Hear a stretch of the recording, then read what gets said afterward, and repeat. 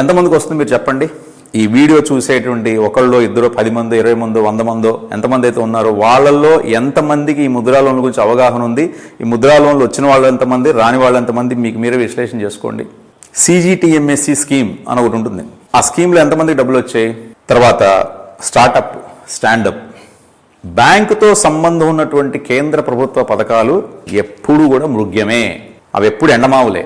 ఎవరికి వస్తాయంటే మీకు డీజీఎం కానీ, జిఎం కానీ, సిజిఎం కానీ, ఈడీ కానీ, ఎండి కానీ, ఒక బ్యాంకు యొక్క ఈ అధికారులు తెలిస్తేనే మీకు ఆ పథకాలు మీకు వస్తాయి, లేకపోతే రావు.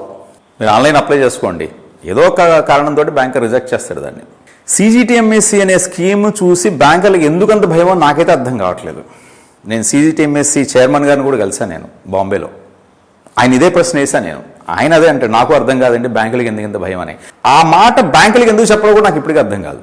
కేంద్ర ఆర్థిక మంత్రి ఈ పథకాన్ని ప్రవేశపెట్టేటప్పుడు, CGTMSE అనే ఒక స్కీమ్ ప్రవేశపెట్టేటప్పుడు, అదే CEGSSE, ఇది కేవలం షెడ్యూల్ కులాల వారికి సంబంధించినటువంటి స్కీమ్.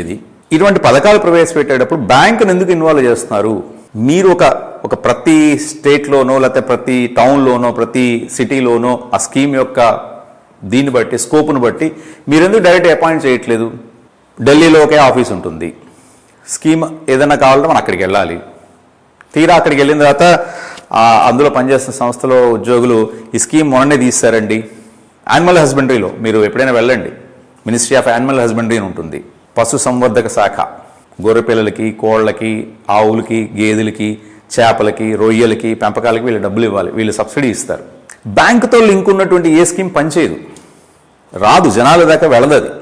ఒక్కొక్క స్కీమ్లో మీరు నమ్మండి నమ్మకపోండి, నా మాట నమ్మొద్దు, మీరు గూగుల్ సెర్చ్ చేయండి, యావరేజ్ 200 కోట్ల రూపాయల ధనం అలా మురిగిపోతుంది.